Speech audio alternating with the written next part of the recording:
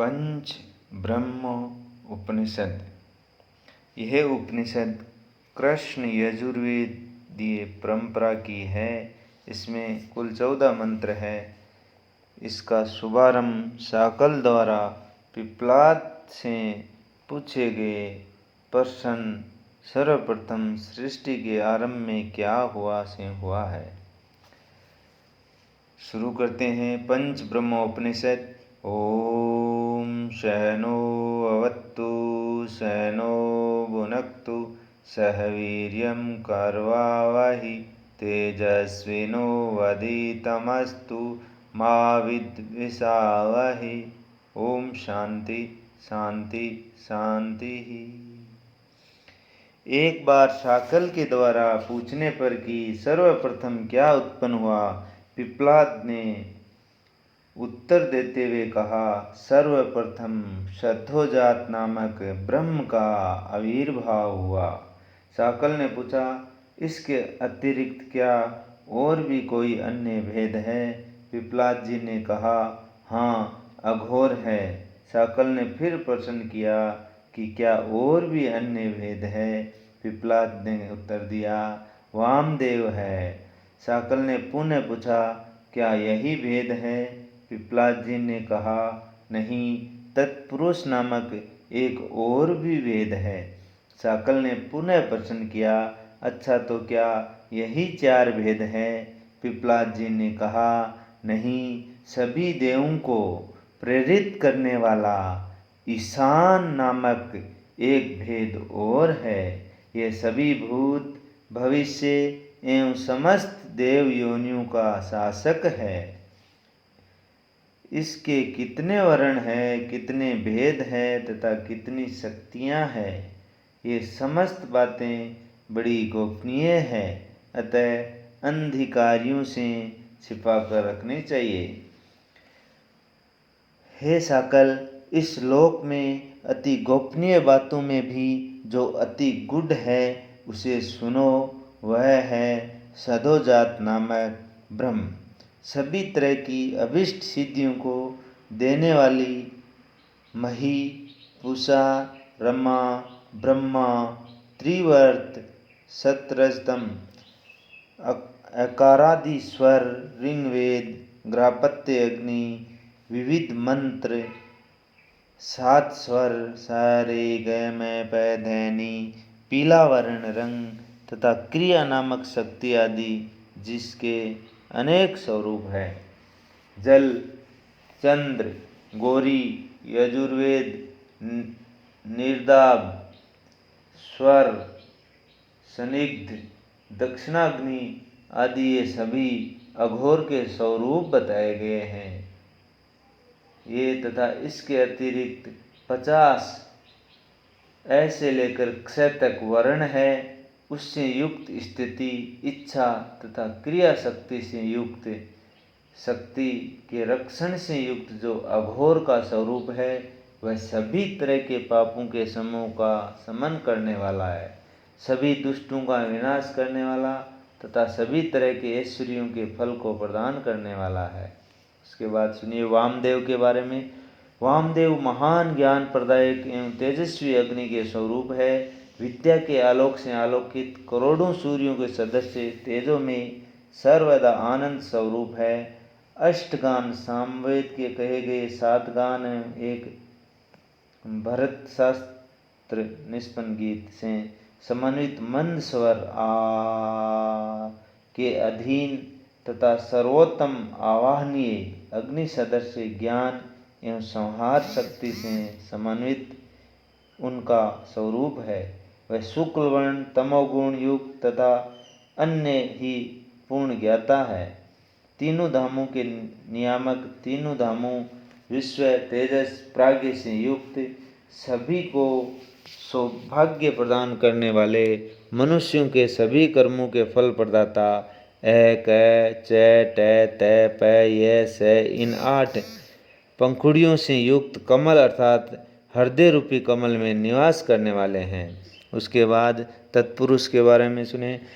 जो यह तत्पुरुष हमने कहा है, वह वायुमंडल से आपूरित 5 अग्नियों से संयुक्त होकर मंत्र शक्ति का नियामक अर्थात नियमन करने वाला है।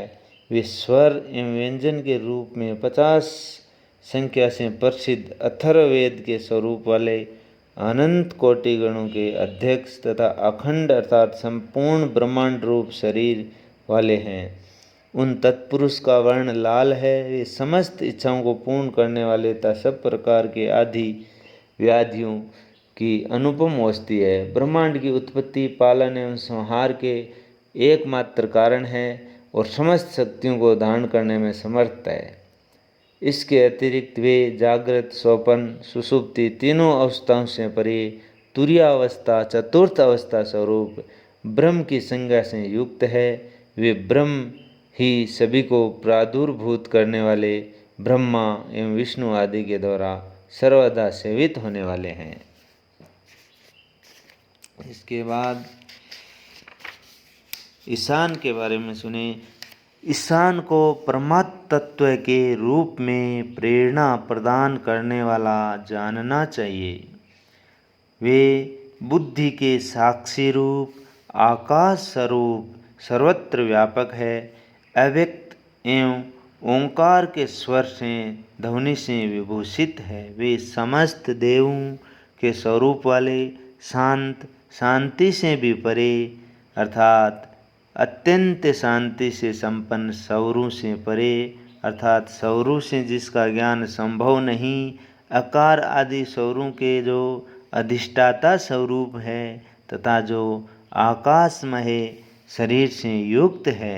वे सृष्टि आदि 5 सृष्टि, स्थिति, ध्वंस, विधान, अनुग्रह कृत्यों के नियंता एवं सर्वव्यापक विराट पंच ब्रह्म स्वरूप है।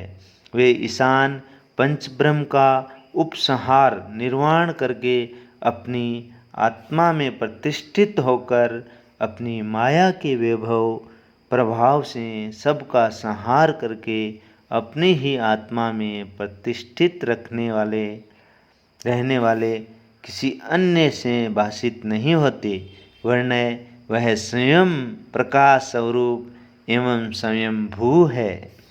भगवान शंभु की माया से मोहित देवगण संपूर्ण जगत के गुरु एवं समस्त कारणों के कारण उन देवाधिदेव महादेव को नहीं जानते। संपूर्ण विश्व को प्रकाश देने वाले उन परात्पर विराट पुरुष का रूप सामान्य दृष्टि से नहीं देखा जा सकता, जिसके द्वारा ये विश्व प्रकाशित होता है, जिसमें विलय को प्राप्त हो जाता है। ऐसा वह परम अविनाशी ब्रह्म शांत स्वरूप है। वही अद्वितीय परमपद स्वरूप में स्वयं हूँ। सद्योजात आदि यही पंच ब्रह्म है। इस चराचर जगत में जो भी दृष्टिगोचर हो रहा है अथवा सुनाई पड़ रहा है, वह सभी कुछ पंच ब्रह्मात्मक ही है। 5 रूपों में प्रतिष्ठित वह सद्योजात ब्रह्म कार्य कहा गया है। इस ब्रह्म कार्य को जान करके ईशान को प्राप्त किया जाता है। यही विद्वान मनुष्य इन पंच ब्रह्मात्मक को अपनी आत्मा में विलीन करके सोहम अस्मि अर्थात मैं वही पंच ब्रह्म हूँ, स्वयं उन्हीं का रूप हूँ, इस प्रकार समझे तो वह ब्रह्मामृत का रसास्वादन करने वाला हो जाता है। अतः इस प्रकार से जो ब्रह्म के स्वरूप को जान लेता है वह मुक्ति को प्राप्त कर लेता है, इसमें कुछ भी संशय नहीं है। पंचाक्षर में उस परब्रह्म स्वरूप भगवान शंभु को जान करके प्रारंभ में नकार और अंत में यकार है, जिसके ऐसे पंचाक्षर मंत्र नमः शिवाय को जपना चाहिए। समस्त वस्तुओं को पंचात्मक ब्रह्म के रूप में जानकर सर्वत्र पंच ब्रह्म तत्व का ही दर्शन करना चाहिए। जो भी व्यक्ति भक्ति भावनापूर्वक पंच ब्रह्मात्मक विद्या को पढ़ता है वह स्वयं ही पंच ब्रह्म का साकार रूप होकर पंच ब्रह्म की समीपता को प्राप्त कर लेता है। इस प्रकार इस ज्ञान को महादेव जी गालव मुनि को कृपापूर्वक बताते हुए वहीं आत्मलीन हो गए।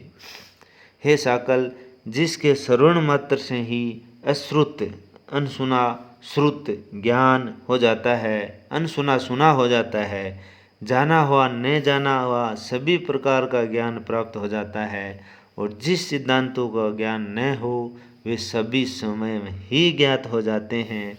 हे गौतम, जिस प्रकार से मिट्टी के एक ही पिंड से अभिन्न समस्त वस्तुओं का पूर्ण ज्ञान हो जाता है, क्योंकि कार्य कारण से अभिन्न होता है, वैसे ही पंचब्रह्म के ज्ञान द्वारा समस्त वस्तुओं का ज्ञान हो जाता है। जिस प्रकार एक लोहे मणि के द्वारा समस्त लोह तत्व ज्ञात हो जाते हैं, उसी प्रकार नाखून को काटने की छुरी से सभी लोहे के बने अस्त्रों की जानकारी प्राप्त हो जाती है। ये स्वाभाविक है कि उससे अपृथक जितनी भी वस्तुएं होंगी वे सभी तदनुरूप होंगी। इसलिए कारण से अभिन्न जो भी कार्य है वह कारण रूप ही है। यदि किसी भी वस्तु को कार्य को तद्रूप अर्थात कारण के अनुरूप मान लिया जाए तो वह सदा सत्य है। जब उसे भिन्न तद्रूप से भिन्न कहेंगे तो वह मिथ्या कथन होगा, क्योंकि सभी कार्यों का कारण तो एक ही है, वह न तो भिन्न है न ही उभयात्मक है। यह जो सभी जगहों पर भेद की प्रतीति होती है, इसका कारण धर्म के निरूपण का अभाव ही है। अतः कारण तो वस्तुतः एक ही है, वह दूसरा नहीं है। इसलिए इस चराचर विश्व का कारण शुद्ध चैतन्य रूप अद्वैत ही है।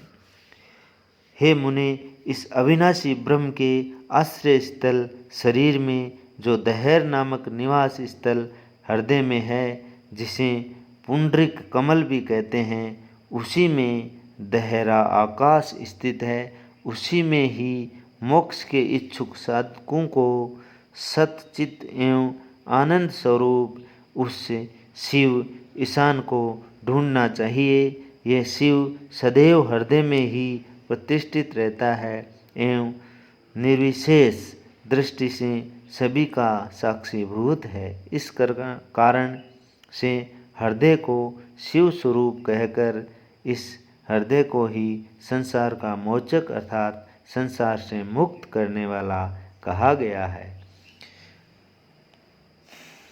ओम सहना भवतु सहना भुनक्तु सह वीर्यं कर्वावहि तेजस्विनावधीतमस्तु मा विद्विषावहि। ओम शांति शांति शांति। इति पंचब्रह्मोपनिषत् समाप्ते।